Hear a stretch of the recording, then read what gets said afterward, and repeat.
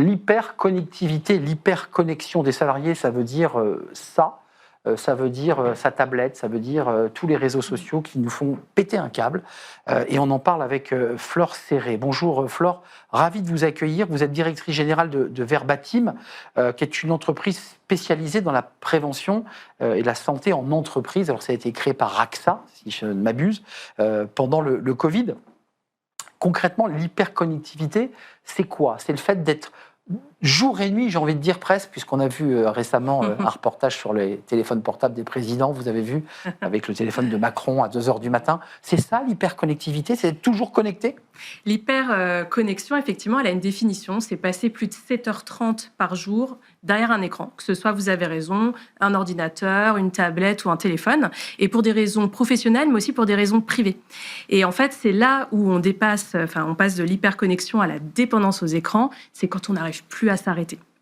Et donc, nous, chez Verbatim, on vient de faire un sondage sur ce sujet. On a été voir plus de 1000 salariés représentatifs de l'économie française. Et les chiffres, ils sont juste hallucinants. On a quasiment 68% des salariés qui se déclarent dépendants aux écrans. Alors, dépendants aux écrans, ça veut dire qu'ils ont un écran devant eux au travail, et ça, je dirais, on l'intègre. Mais en parallèle, on va quand même regarder son téléphone portable et ses réseaux sociaux. Le soir, on rentre et on continue à les regarder. Exactement. Juste pour rentrer dans le cœur de ce sujet, parce qu'on est tous concernés. Ça serait mentir que dire qu'on ne l'est pas.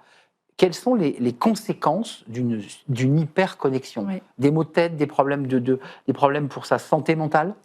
C'est une super question parce que justement, l'hyperconnexion, on a tendance à la banaliser, alors qu'elle a des vrais effets délétères sur la santé, que ce soit physique, donc on pense tout de suite fatigue oculaire, mais aussi troubles musculo-squelettiques, des gros impacts sur le sommeil. Il faut quand même savoir que les Français sont en dette de sommeil, donc ça n'arrange rien. Des pertes en fait de concentration dans la journée. Et puis aussi, vous avez raison de le souligner, c'est surtout la santé mentale. Et d'ailleurs, c'est ce qui fait que les salariés ont envie d'agir. Beaucoup de salariés nous décrivent, 70% dans notre sondage, nous révèlent qu'ils ont ce sentiment de pression permanente, de devoir tout le temps répondre, tout le temps être disponible, et voire de l'anxiété face à cette ultra-disponibilité. Alors, il y a des éléments très intéressants dans votre étude. Les 65%, c'est les salariés qui sont dépendants, mais je suis stressé quand je n'ai pas mon téléphone avec moi. Si je n'ai pas d'écran, cela me manque. On voit bien un rapport presque de toxicomanie, comme celui qui a besoin de son paquet de cigarettes en permanence avec lui. Comment on fait pour se détacher? On fait de la prévention, on fait de la formation, il faut faire des centres de désintoxication. Qu'est-ce qu'on fait? Oui, alors ce qui est intéressant dans l'hyperconnexion des salariés français, c'est que c'est un défi individuel, mais aussi collectif. Alors sur l'individuel, déjà, il faut sortir un peu du déni. Il faut regarder ses stats. Moi, je vous invite, et faites-le, regardez vos statistiques de connexion sur votre smartphone, vous vous rendrez compte. Et puis, je les regarde. Exactement. Et puis, on peut commencer justement à prendre conscience de ça et couper les notifications, c'est une bonne chose. Et puis, le soir, s'interdire un peu de répondre aux emails et commencer en fait à se faire un parking à idées pour ne pas sans arrêt être dans le monde du travail.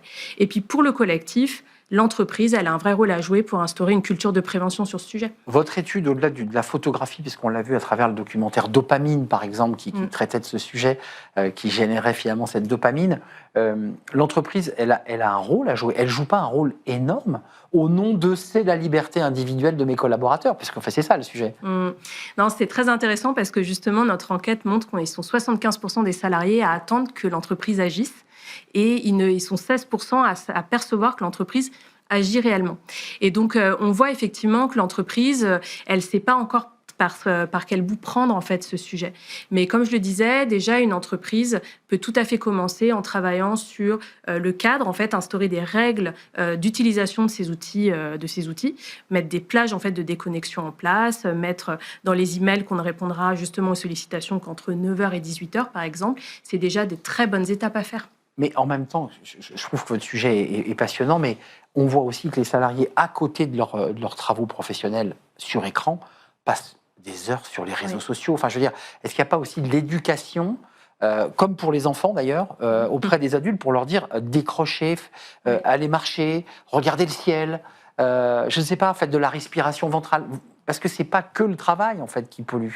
Vous avez tout à fait raison, ce n'est pas que le travail. Et en même temps, en fait, on se rend compte que l'hyperconnexion, elle ne s'arrête pas aux portes de travail, elle ne s'arrête pas aux portes de la maison. C'est un phénomène qui est complet. Et donc, l'entreprise, elle a complètement son rôle à jouer en sensibilisant.